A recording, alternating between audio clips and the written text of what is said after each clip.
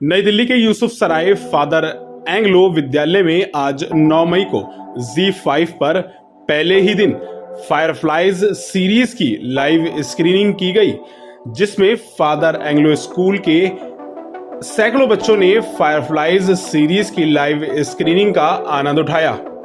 इस मौके पर फायरफ्लाइज सीरीज के स्टार कास्ट लूक केनी और वरुण कपूर ने प्रेस कॉन्फ्रेंस कर फायरफ्लाई सीरीज के बारे में विस्तार से बताते हुए कहा कि ये कहानी बच्चों की उस जिंदगी से जुड़ी है जहां से बच्चों के भविष्य की नींव मजबूत होती है। इस सीरीज में 14 साल के पर्थ नाम के लड़के की जिंदगी को जुगनू ने भविष्य के खूबसूरत रंगों से भर दिया। ब्यूरो रिपोर्ट, सबका समय, दिल्ली। बिकॉज आई थिंक वहाँ से इनोसेंस और दुनिया को समझना की उम्र शुरू होती है और किस तरह से वो अपने सिचुएशंस को हैंडल करते हैं when they are faced with obstacles, और ऑल्सो उन पर ग्रोन अप्स की जो पाबंदियाँ होती हैं तो उनसे जूझना, पर एट द सेम टाइम वो उनकी माइंड इवॉल्व हो रही है तो उनको भी समझने की कोशिश कर रहे हैं. So they are trying to make their way through the world, through school, through the parents, through the grown-up situation as well. So that's a right age. Right. Enchanted Forest. Enchanted Forest में देखा हम जहाँ जाते हैं, हम जब जंगलों में जाते हैं तो जंगलें पुरानी होती हैं, करोड़ों करोड़ों साल पुरानी जंगलें हैं. वहाँ पर क्या क्या हुआ होगा, किस तरह की फीलिंग आती है, किस तरह की ऑरास हैं वहाँ पर. फॉरेस्ट की अपनी एक स्पिरिट होती है, तो इट्स मैजिकल एक्सपीरियंस. तो उससे इमेजिनेशन पे काफ़ी क्रिएटिव कहानियाँ निकलती हैं, काफ़ी स्टोरीज निकलती हैं. और हमारे शास्त्रों में तो है ही कितनी सारी कहानियाँ जो जंगलों से जुड़ी हुई है. And at the end of the day there are stories about conservation. Nature को हम किस तरह से बरकरार रखें ताकि वो हम उनकी रक्षा करें तो नेचर हमारी रक्षा करें.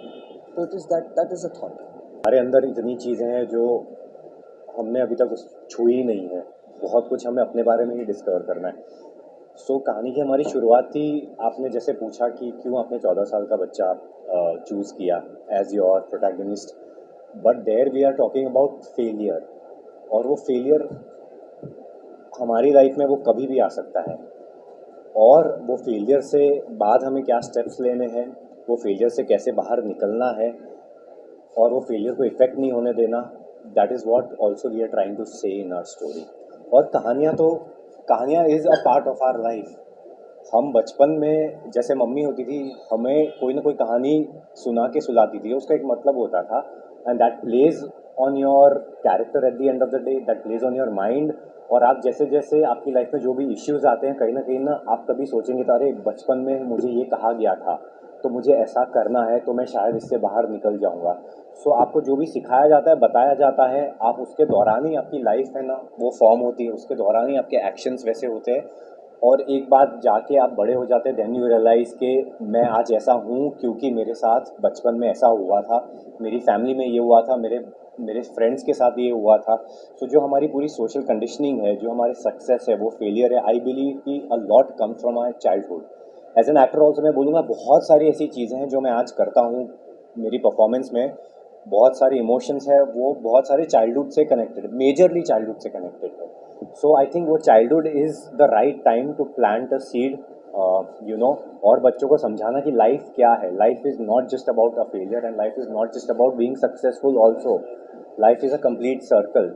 सो हमने वो फेलियर को चुना है क्योंकि फेलियर ना वो सोसाइटी जो हमारी है ना वो सबसे ज़्यादा फेलियर को पिन पॉइंट करती है. अरे तुमने ये किया, अरे तुम्हारे साथ ये हुआ, बट क्या प्रॉब्लम क्या है उसमें, हो गया ना, सबके साथ होता है, but we deal with it.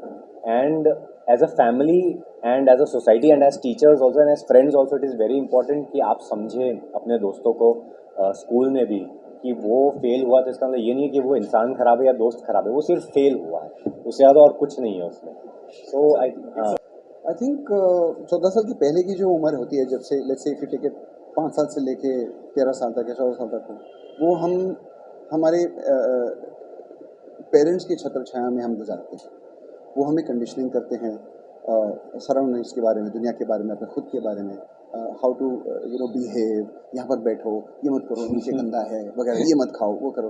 तो that is not because they are trying to curtail our freedom in any way, but कि वो एक सीख डालने की कोशिश करें कि आगे जाके तुम ये मत करो.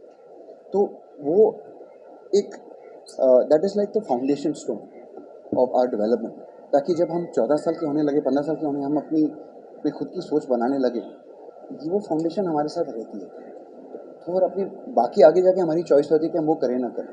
तो बचपन में मम्मी बोलती थी ये मत खाओ, बचपन में डैडी बोलते थे वहाँ मत जाओ, लेकिन अभी बड़ा हो गया ना, अभी मैं सब कर सकता हूँ, लेकिन करना चाहिए कि नहीं वो तो फिर that depends on how the situation और सर्कमस्टेंस पे डिपेंड करता है। जो कहा उस पर ऐड करना चाहूँगा कि 14 साल से पहले 14 साल के बाद, बट कहीं ना आप बोले कि कंडीशनिंग या आप बोले आपके गुण या अवगुण, तो वो सब गर्भ में भी शुरू हो जाते हैं। जो माता पिता आपके हैं ना, उनकी जो सोच है ना, वो माता के गर्भ के अंदर वो बच्चे तक आ ही जाती है। तो सभी कुछ शुरू होता है और उसके बाद जैसे जैसे बड़े होते हैं ना, वो ऐड होता जाता है, जब तक बच्चा रियलाइज़ नहीं करता कि नहीं मैं ये नहीं हूँ, मैं अलग हूँ, और वो अपनी सोच और अपने तरीके से जीने लगता है। तो बच्चों को ना कुछ सिखाने की ज़रूरत नहीं है। पहली बात, बच्चों को आप छोड़ देना है, वही सबसे अच्छी चीज़ है।